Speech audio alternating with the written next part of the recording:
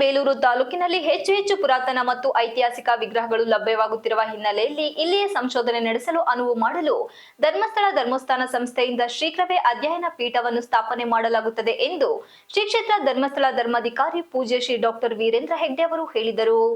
ತಾಲೂಕಿನ ಮಾದಿಹಳ್ಳಿ ಶಿವಪುರ ಕಾವಲು ಜೈನರ ಗುತ್ತಿಯಲ್ಲಿ ಹಮ್ಮಿಕೊಂಡ ಪಂಚಕಲ್ಯಾಣೋತ್ಸವ ಹಾಗೂ 24 ಅಡಿ ಶೀತಲನಾಥ ತೀರ್ಥಂಕರ ವಿಗ್ರಹ ಲೋಕಾರ್ಪಣೆ ಕಾರ್ಯಕ್ರಮಕ್ಕೆ ಆಗಮಿಸಿದ ಸಂದರ್ಭದಲ್ಲಿ ಸುದ್ದಿಗಾರರೊಂದಿಗೆ ಮಾತನಾಡಿದ ಅವರು, ಹೊಯ್ಸಳ ಕಾಲಘಟ್ಟದಲ್ಲಿ ಅತಿಕ್ರಮಣಕ್ಕೆ ಒಳಪಟ್ಟು ಸಾವಿರಾರು ಐತಿಹಾಸಿಕ ಸಾರುವ ವಿಗ್ರಹಗಳು ಮಣ್ಣು ಪಾಲಾಗಿದೆ. ಅಲ್ಲದೆ ಮೂರ್ತಿಗಳು ಭಿನ್ನವಾಗಿದೆ. ಈಗಾಗಲೇ ಧರ್ಮಸ್ಥಳ ಸಂಸ್ಥೆಯಿಂದ ಕೆಲವು ವಿಗ್ರಹಗಳನ್ನು ವಸ್ತು ಸಂಗ್ರಹಾಲಯದಲ್ಲಿ ಸಂರಕ್ಷಿಸಲಾಗಿದೆ. ವಿಶೇಷವಾಗಿ ಬೇಲೂರು ಹಳೆಬೀಡು ಬಳಿಯಲ್ಲಿರುವ ಜೈನ ಮೂರ್ತಿಗಳ ಸಂಶೋಧನೆಯಲ್ಲಿ ಲಭ್ಯವಾಗಿದೆ. ಇದರಿಂದ ನಮ್ಮ ಐತಿಹಾಸಿಕ ಹಿನ್ನೆಲೆಯಲ್ಲಿ ಮುಂದಿನ ಪೀಳಿಗೆಗೆ ತಿಳಿಸುವ ನಿಟ್ಟಿನಲ್ಲಿ ಮಹತ್ವಪೂರ್ಣ ಕಾರ್ಯವನ್ನು ಕೈಗೊಳ್ಳಬೇಕಿದೆ. ಸದ್ಯ ಜೈನರ ಗುತ್ತಿ ಕೂಡ ಐತಿಹಾಸಿಕ ಪರಂಪರೆಯನ್ನು ಹೊಂದಿರುವ ನಿಟ್ಟಿನಲ್ಲಿ ಇಲ್ಲಿನ ಮುನಿಶ್ರೇಷ್ಠರು ಕ್ಷೇತ್ರದ ಅಭಿವೃದ್ಧಿಗೆ ಅವಿತರ ಸೇವೆಯನ್ನು ನೀಡುವ ಮೂಲಕ ಜೈನರ ಗುತ್ತಿಯನ್ನು ಸುಕ್ಷೇತ್ರವಾಗಿ ಮಾಡಿದ್ದಾರೆ. ಮುಂದಿನ ದಿನಗಳಲ್ಲಿ ಧರ್ಮಸ್ಥಳ ಸಂಸ್ಥೆ ಎಲ್ಲ ರೀತಿಯ ಸಹಕಾರವನ್ನು ನೀಡುವ ಇಂಗಿತವನ್ನು ವ್ಯಕ್ತಪಡಿಸಿದ ಅವರು, ಈ ಕಾರ್ಯಕ್ಕೆ ಪುಷ್ಪಗಿರಿ ಶ್ರೀಗಳು ಆಗಮಿಸಿ ಧರ್ಮ ಸಾಮರಸ್ಯ ಮೆರೆದಿದ್ದಾರೆ ಎಂದರು. ಆ ಥರ ಏನಾದರೂ ಅಗತ್ಯವಿದೆ ನಾವು ಎಲ್ಲ ಸೇವೆಗೂ ತಯಾರಿದ್ದೀವಿ ನಾವು. ಆದರೆ ಮುಂದೆ ಮಾಡಬೇಕಾದ್ದು ಭಾಳ ಇದೆ. ಅದನ್ನು ಜಾಗ್ರತೆಯಾಗಿ ಮಾಡಬೇಕು, ಅಷ್ಟೇ ಒಗ್ಗಟ್ಟಿನಿಂದ ಮಾಡಬೇಕು. ಧರ್ಮಸ್ಥಳ ಧರ್ಮೋತ್ಥಾನ ಟ್ರಸ್ಟ್ನಿಂದ ಈಗ ಬೇಲೂರಿನ ತಾಲೂಕಿನಲ್ಲಿ ಒಂದು 2 ದೇವಸ್ಥಾನ 3 ದೇವಸ್ಥಾನಗಳಾಗಿದ್ದಾವೆ. 500 ದೇವಸ್ಥಾನಗಳು. ಅದರದ್ದು ಇನ್ನೂ ಏನು ಕಾರ್ಯ ಉದ್ದೇಶಗಳನ್ನು ಇಟ್ಕೊಂಡಿದೆ? ಉದ್ದೇಶ ಅಂದರೆ ಮುಖ್ಯವಾಗಿ ಈ ಥರ ಪ್ರಾಚೀನ ದೇವಾಲಯಗಳನ್ನು ಬಿಚ್ಚಿ ಹೊಸದಾಗಿ ನಿರ್ಮಾಣ ಮಾಡ್ತಾರೆ. ಹೊಸದಾಗಿ ನಿರ್ಮಾಣ ಮಾಡುವಾಗ ಹೊಸ ಹಳೆಯ ವಿನ್ಯಾಸಗಳ ಆಯ ಬದಲಾಯಿಸ್ತಾರೆ. ಅದಕ್ಕೆ ನಮ್ಮ ಉದ್ದೇಶ ಏನಂದರೆ ಹಳೆ ವಿನ್ಯಾಸ ಹಾಗೆ ಉಳಿಬೇಕು. ಈಗ ಇಲ್ಲಿ ಹೊಯ್ಸಳರ ಕಾಲದಲ್ಲಿ ಹೆಚ್ಚಿನ ದೇವಸ್ಥಾನಗಳಾಗಿದ್ದು ಹಾಸನ ಡಿಸ್ಟ್ರಿಕ್ಟ್.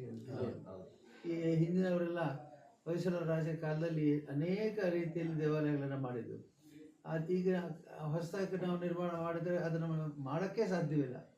ಕೋಟಿಗಟ್ಟಲೆ ಮಾಡಿದ್ದು ಖರ್ಚು ಮಾಡಿದ್ದು ಅಂಥದ್ದು ದೇವಸ್ಥಾನ ಮಾಡಲಿಕ್ಕೆ ಸಾಧ್ಯ ಇಲ್ಲ. ಹಾಗಾಗಿ ಪುನರುತ್ಥಾನ ಮಾಡಬೇಕಂದ್ರೆ ಹಳೆಯದನ್ನು ಹಳೆಯದಾಗಿ ಇಟ್ಟು ಹಾಗೆ ಬಿಚ್ಚಿ ಜೋಡಿಸಿ ಗಟ್ಟಿ ಮಾಡಿ 200-300 ವರ್ಷಕ್ಕೆ ತೊಂದರೆ ಆಗಿದ್ದಾಗ ರಕ್ಷಣೆ ಮಾಡಿ ಕೊಡ್ತಾ ಇದ್ದೀವಿ. ಪುಷ್ಪಗಿರಿ ಮಹಾಸಂಸ್ಥಾನ ಮಠದ ಪರಮ ಪೂಜ್ಯ ಶ್ರೀ ಸೋಮಶೇಖರ ಶಿವಾಚಾರ್ಯ ಮಹಾಸ್ವಾಮೀಜಿಗಳು ಮಾತನಾಡಿ, ಸುಮಾರು 900 ವರ್ಷಗಳ ಗತವೈಭವ ಸಾರುವ ಜೈನರ ಗುತ್ತಿ ಕ್ಷೇತ್ರದ ಸಕಲ ಅಭಿವೃದ್ಧಿಗೆ ಇಲ್ಲಿನ ಪರಮ ಶ್ರೀ ವೀರಸಾಗರ ಮುನಿಗಳು ಶ್ರಮಿಸಿದ್ದಾರೆ. ವಿಶೇಷವಾಗಿ ಹಳೆಬೀಡು ಸುತ್ತಮುತ್ತಲೂ ಇಂದಿಗೂ ಜೀನ ಮೂರ್ತಿಗಳು ಮಣ್ಣಿನಲ್ಲಿ ಲಭ್ಯವಾಗುತ್ತಿರುವ ನಿಟ್ಟಿನಲ್ಲಿ ಹೆಚ್ಚಿನ ಸಂಶೋಧನೆ ಅಗತ್ಯವಿದೆ. ಈಗಾಗಲೇ ಧರ್ಮಸ್ಥಳ ಧರ್ಮಾಧಿಕಾರಿ ಪೂಜ್ಯ ಶ್ರೀ ವೀರೇಂದ್ರ ಹೆಗ್ಡೆ ಅವರು ಧರ್ಮಸ್ಥಳ ಧರ್ಮೋತ್ಥಾನ ಸಂಸ್ಥೆ ಸ್ಥಾಪಿಸಿ ಈಗಾಗಲೇ 100 ದೇಗುಲ ಮತ್ತು ಸಾವಿರಾರು ವಿಗ್ರಹಗಳನ್ನು ಸ್ಥಾಪಿಸಿದ್ದಾರೆ. ಅವರು ಕಾರ್ಯ ನಿಜಕ್ಕೂ ಮೆಚ್ಚುವ ಕೆಲಸ ಮಾಡಿದ್ದಾರೆ. ಧರ್ಮಸ್ಥಳದಲ್ಲಿ ಸತ್ಯ, ನ್ಯಾಯ, ನೀತಿ ದಾಸೋಹವನ್ನು ನಡೆಸುತ್ತಿರುವ ಪೂಜ್ಯರ ಕೆಲಸ ಅಗಮ್ಯವಾಗಿದೆ ಎಂದರು.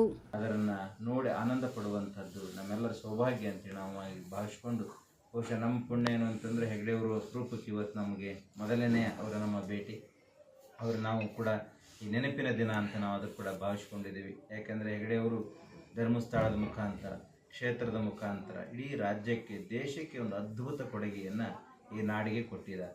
ಬಹುಶಃ ನಾವು ಯಾರ್ಯಾರನ್ನು ನೆನೆಸ್ತೀವಿ, ಆದರೆ ಇವತ್ತಿನ ಶತಮಾನದಲ್ಲಿ ಇವತ್ತಿನ ನಮ್ಮಂಥ ಪೀಳಿಗೆಗೆ ನೆನಪಿರುವಂಥದ್ದು ಅಂತಂದರೆ ಅದು ಧರ್ಮಸ್ಥಳದ ಹೆಗ್ಡೆಯವರು ಅಂತೇಳಿ. ಯಾಕೆ ಅಂತಂದರೆ ಅದು ಸಾಮಾಜಿಕ ಇರ್ಬೋದು, ಧಾರ್ಮಿಕತೆ ಇರ್ಬೋದು, ಯಾವುದೇ ಒಂದು ಕ್ಷೇತ್ರ ಇಲ್ಲ ಅನ್ನೋಂಗಿಲ್ಲ. ಅದು ಆರೋಗ್ಯ ಇರ್ಬೋದು, ಶಿಕ್ಷಣ ಇರ್ಬೋದು, ಈ ಎಲ್ಲ ಕ್ಷೇತ್ರ ಒಳಗೊಂಡಂತೆ ಸೇವೆಯನ್ನು ಧರ್ಮಸ್ಥಳದ ಧರ್ಮಾಧಿಕಾರಿಗಳಾದಂಥ ಹೆಗ್ಡೆಯವರು ಭಾಳ ವಿಶೇಷವಾಗಿ ಜಗತ್ತಿಗೆ, ಜನತೆಗೆ ಒಂದು ಶಕ್ತಿಯನ್ನು ತುಂಬುತ್ತಾ ಇದ್ದಾರೆ.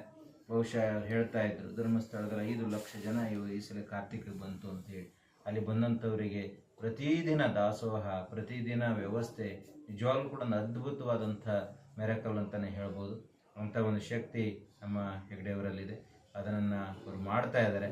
ಅವರ ಅನುಗ್ರಹ ಈ ರಾಜ್ಯದ ಜನತೆಗೆ, ದೇಶದ ಜನತೆಗೆ ಮತ್ತೊಮ್ಮೆ ಸಿಗಲಿ ಅಂತೇಳಿ ನಾವು ಹಾರೈಸ್ತಾ ನಮ್ಮ ಮಾತನ್ನು ಮುಕ್ತಾಯ ಮಾಡ್ತೀವಿ. ನಮಸ್ಕಾರ. Ganesh, TV 46 Malenadu news, Belur.